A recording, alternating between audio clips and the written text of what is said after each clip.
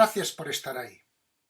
En esta ocasión nos salimos un poco del formato habitual para abordar la reacción conservadora de la crisis de 1898 con un comentario de texto que les corresponde hacer a ustedes si les apetece y parece oportuno este pequeño juego didáctico. Se trata del artículo España sin pulso, de Francisco Silvela, publicado en el diario conservador El Tiempo, de Madrid, el 16 de agosto de 1898.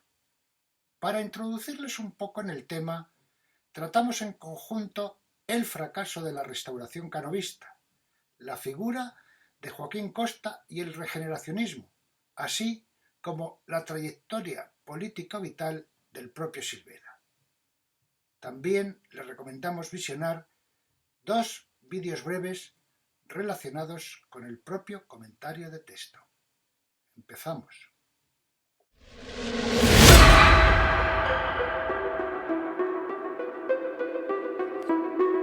Fracaso de la restauración canovista. El golpe que supuso la derrota ante los Estados Unidos de 1898 puso de relieve de forma trágica y súbita todas las limitaciones de la restauración canovista y su parálisis a la hora de afrontar los problemas sociales y la modernización del país. La incapacidad del sistema implantado para transformarse en un sistema verdaderamente democrático implicaron a corto plazo un crecimiento de las opciones políticas situadas al margen del turnismo pacífico, basadas en el fraude electoral y la preeminencia de los caciques, como ya hemos venido viendo.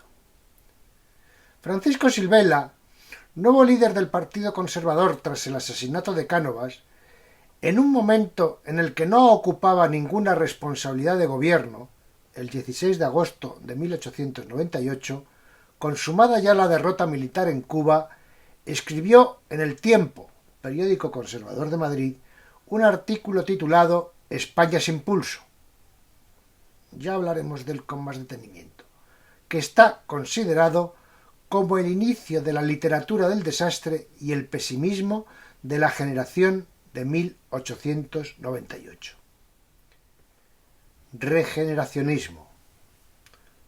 Joaquín Costa Martínez, Monzón, Huesca, 14 de septiembre de 1846, Graus, Huesca, 8 de febrero de 1911, fue un político, jurista, notario de profesión, economista e historiador español, el mayor representante del movimiento intelectual conocido como regeneracionismo.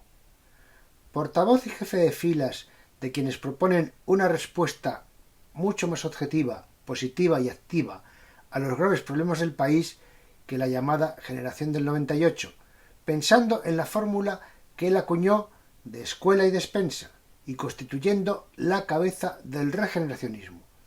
Su rechazo frente al sistema de turno de partidos, sus denuncias de las torpezas y egoísmos de los políticos caen en el desierto, pero le van concediendo el liderazgo moral. Costa proponía dejar atrás los mitos del pasado imperial, modernizar la economía, fomentar la educación y acabar con el fraude electoral, turnismo y caciquismo. Estas peticiones regeneracionistas intentaron ser puestas en práctica por el nuevo líder del Partido Conservador, Francisco Silvela, que sustituye al liberal Sagasta en la presidencia del gobierno en 1899. Sin embargo, sus medidas, proyecto de descentralización administrativa, aumento de los impuestos sobre los productos de primera necesidad, provocaron el aumento de la oposición y la dimisión de los ministros más renovadores, cayendo finalmente el gobierno en 1901, sustituido por los liberales. Pese a ceder de nuevo a la presidencia del gobierno entre 1902 y 1903, volvió a fracasar en sus intentos de reforma. La extensión de las ideas regeneracionistas y la incapacidad de ponerlas en práctica desde dentro del sistema suponen un reforzamiento de las opciones políticas situadas fuera del mismo, nacionalismo, movimiento obrero, republicanismo, y nuevas injerencias del ejército en la vida política del país, dictaduras de Primo de Rivera en 1923 y posterior de Franco en 1939. El regeneracionismo es un movimiento que bascula entre la derecha y las posiciones de centro. Esto contribuirá a que las dictaduras de Primo de Rivera y Franco se declaren herederas de este movimiento, aunque el punto de vista de Costa no era exactamente así.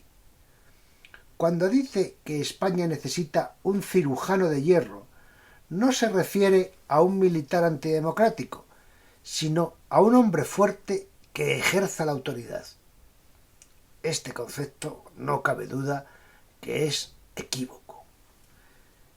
Las ideas de Costa sobre incrementar los regadíos, él propuso establecer presas en todos aquellos puntos en donde la salida de un valle lo permitía, tenían todo el sentido en la España de 1900, que era un país eminentemente agrario, pero en el que, nos comenta el profesor Vilar, subsistían las fórmulas del antiguo régimen, persistencias psicológicas del régimen señorial en Aragón, Extremadura y Andalucía, inviabilidad económica absoluta en los minifundios gallegos y conflictos agrarios en Cataluña entre propietarios y arrendatarios, que tenían, como conocen, el régimen de la rabasa muerta, de la vid muerta, y cuando sobreviene la filosera hay un auténtico conflicto, puesto que mueren todas las vides.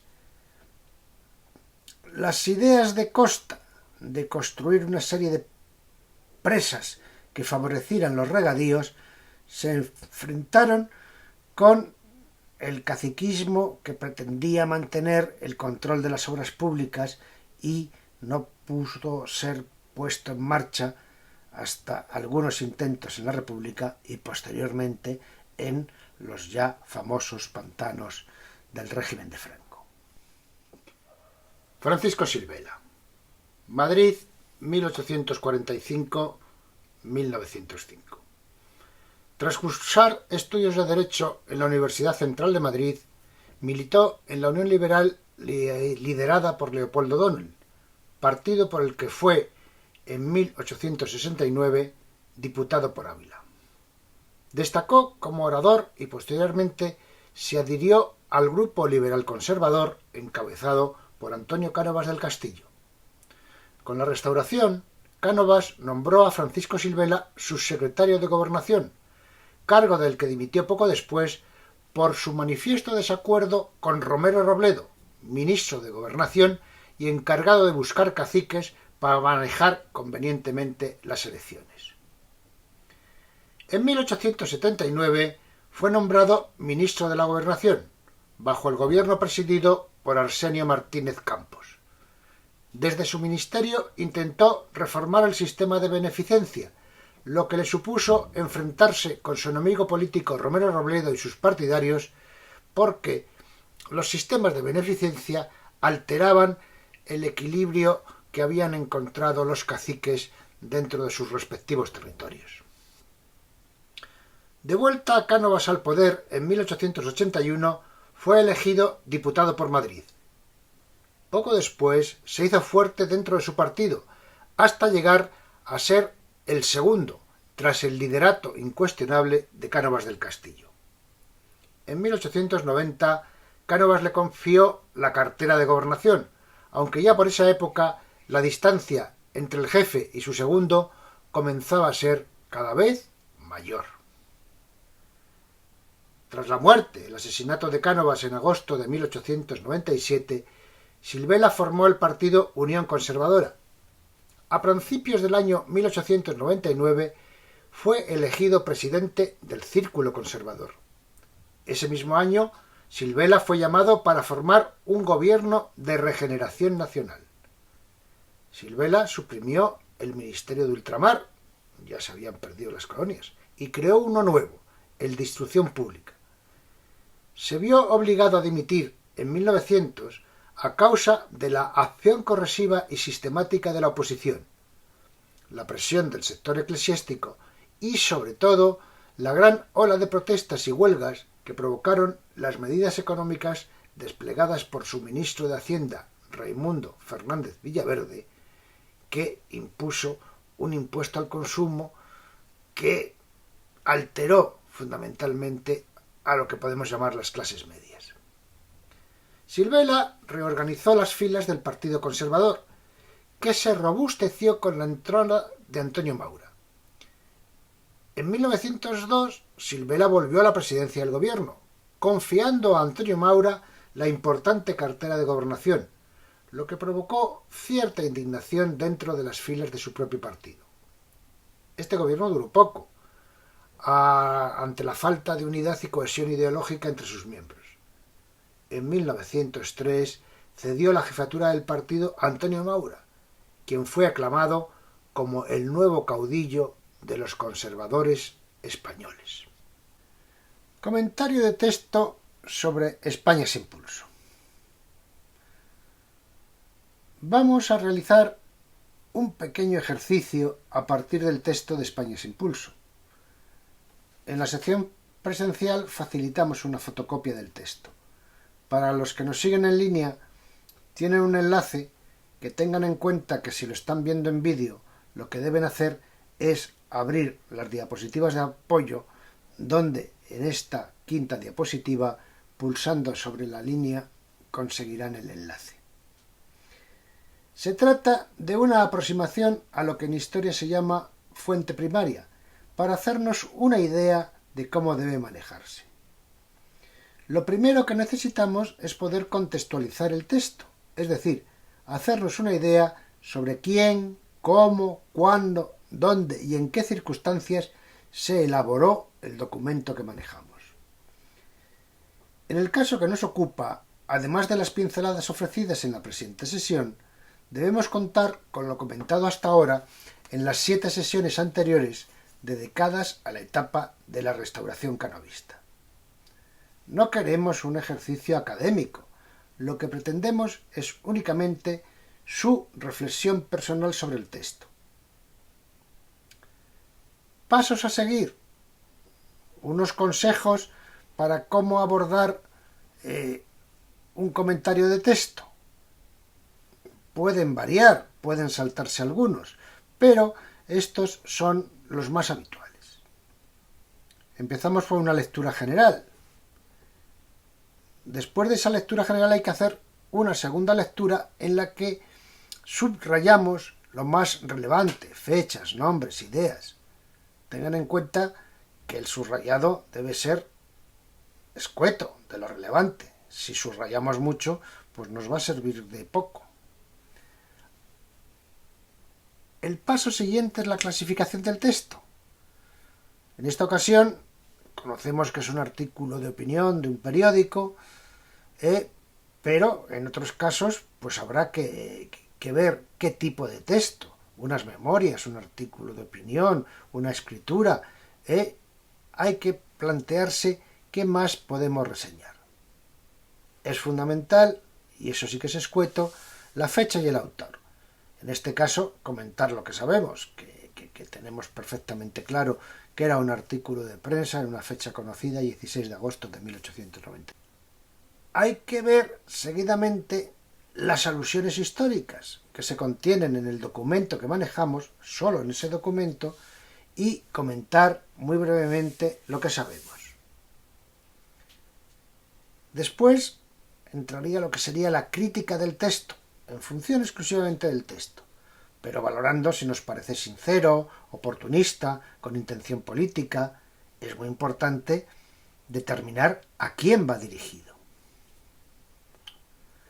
La bibliografía, no necesaria en esta ocasión, es algo que deberemos buscar en otros casos, consultar, ver si se ha escrito y quién lo ha escrito sobre aquello que estamos manejando. Y llegamos a lo que sería el propio comentario. En este caso lo que les pido es un comentario personal y como estamos en un ejercicio de iniciación, solo un texto pequeño, no me hagan más de 10 líneas. Antes de afrontar el comentario de texto, recomendamos un par de vídeos con una excelente síntesis. El primero de ellos, del profesor Ignacio Sobrón, se refiere al regeneracionismo y la generación del 98. El segundo es una biografía de Francisco Silvela, también muy breve, de 2,05 minutos, en el canal YouTube del profesor Jorge Díaz. Les agradezco su atención. Es precisamente por el interés que vienen demostrando, tanto los que asisten a las sesiones presenciales como los que se conectan a estas presentaciones en web, por lo que me he animado a dar este paso que implica una mayor interacción.